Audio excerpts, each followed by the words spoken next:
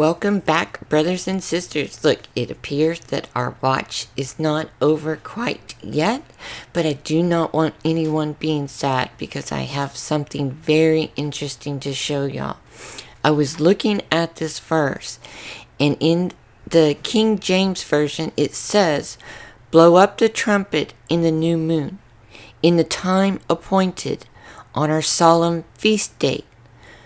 But then I saw in a different version where it says, "Blow the trumpet at the time of the new moon, at the full moon on our solemn feast day." And I was like, why does it say full moon in one and appointed time in the other? So, of course, as I always do, I decided to go look to the original script, and I have something interesting to show you. So, in the original script, looking at right here, it does say, "Blow at the time of the new moon the trumpet, at the full moon, on the day, our solemn feast." So, when we go and we look at the word right here for full moon, the word is kesa, and it does mean full moon. So whenever we look at the constellations on May 23rd, we see that it appears that the moon is going to be full. And what's also interesting about this is that the moon is in the scales, which represents judgment. But this isn't all that's interesting about what's going on in the constellations at this exact time. For all of y'all who have been watching my videos, you know that Venus is going to be in the bull on May 23rd. But that's not the only thing that's amazing right here. We also see Jupiter and Venus have a conjunction. And this isn't like a little conjunction. They are right on top of each other. I mean, it is exact. And what's also really interesting about this is that we just came out of a conjunction when we were with Ruth, which I showed you in one of my other videos, as well as Uranus, which was the kingdom of heaven. So it is amazing that this not only is our third conjunction right here so close together, but it's also amazing that the bride, its conjunction is with Jupiter, which represents our king. And what else we see that's very interesting is a comet has moved over into the rabbit, and the rabbit represents quickness. So what's also very interesting about this is the word Boaz, the name in the Bible, in the book of Ruth. It means quickness as well. So it's just absolutely amazing that not only do we have the conjunction of Jupiter, our king, and the bride right on top of each other. You can see we have Uranus, the kingdom of heaven, to the right, and the sun to the left. And what is right next to Jupiter and the bride but Pleiades, which represents the 7 churches. And all of these are in the bull, which represents the harvest. And again, I don't think any of these things that we've been seeing are coincidence. I think we all know the time is near, and this could be pointing to it. I mean, we are right there. We're really in just an amazing time when we are seeing signs and wonders. We are just trying our best to figure out everything that the Lord is showing us. And also, do not forget, my brothers and sisters, that at this time we see Mars, which is the Antichrist. It represents the Antichrist. He is in the fisher of men. He is prowling around like a lion, searching for whom he may devour. So we have to stay positive and keep our heads up, and remember to be thankful to the Lord for everything that He's doing for us and protecting us and providing for us.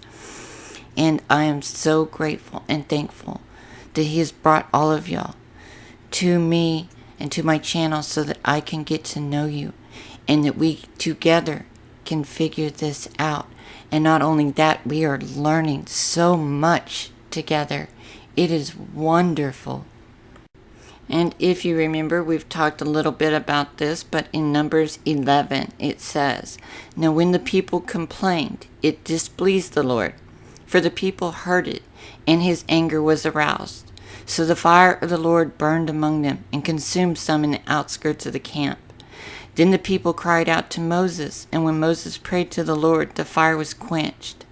So he called the name of the place Taberah, because the fire of the Lord had been burned among them." Remember, we must not be complainers. We must not be mean to each other or others, even if they are outside the faith. We need to stay positive, in the light, and kind to one another, because the Lord does not like complainers. So we can all stay positive. I'm for sure about that, and I'm positive we are going to figure this out. I also real quick wanted to show something about the sheaf offering and the wave offering, because I know there was someone in the comments that didn't really understand it. "And the Lord spoke to Moses, saying, Speak to the children of Israel, and say to them, When you come into the land which I give to you, and reap its harvest, then you shall bring a sheaf of the first fruits of your harvest to the priest. He shall wave the sheaf before the Lord, to be accepted on your behalf. On the day after the Sabbath, the priest shall wave it, and you shall offer on that day when you wave the sheaf a male lamb of the first year without blemish as a burnt offering to the Lord." So the wave offering was a symbolic act indicating that the offering was for the Lord. Portions of the things offered were literally waved in the air before the Lord. The wave offering is first seen in Exodus 29 in the description of a ceremony between Aaron and his sons. Other instances of wave offerings include the breast of a peace offering in Leviticus 7, a lamb from the cleansing sacrifice of a healed leper, the 2 loaves of bread and 2 lambs of the sacrifice affiliated with the Feast of First Fruits in Leviticus 23. The largest wave offering was an entire tribe because of their loyalty during the episode with the golden calf in Exodus 32. And so you can see that the priest would wave a sheaf from the harvest, and this was to give thanks to the Lord for delivering the rain and delivering the crops and everything.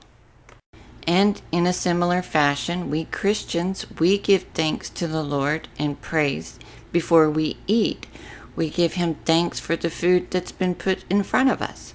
And I thank to you all, my brothers and sisters, our watch is not over.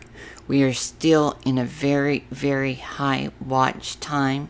We can see everything still in the constellations and all the signs and wonders the Lord has been showing us. And we are going to continue on, persevere, and never ever give up. But I still think that this is incredibly possible, that it could be this full moon. Now, I know there's going to be other watchmen out there that are trying to go off the Jewish perpetual calendar or even pushing things a month ahead, and that's not correct.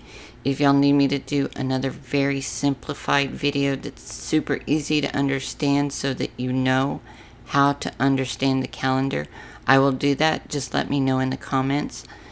And other than that, I'm going to keep bringing y'all more videos and show y'all everything that I feel like the Lord puts in front of me, and we will continue to learn and grow together as I know we have been. And I'm just so grateful that in this time I have a wonderful community like y'all around me, and y'all are just wonderful. I couldn't be more blessed. I'm so thankful the Lord brought y'all to me. Okay, my brothers and sisters, I wanted to bring y'all another quick video to let you know to keep your heads up and still keep that excitement going, because in just about 4 days it looks like the full moon is going to be here. And remember, we've got a conjunction with Jupiter and the bride, and again we are in a very, very high watch time.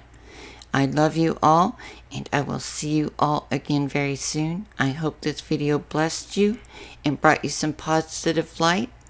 Please be sure and subscribe. Thank you for everyone who's been subscribing. Woo, I hit that 1,000 mark. I'm so excited. I love you all so much. Please share this video and leave me a nice comment, and I will see y'all again very, very soon.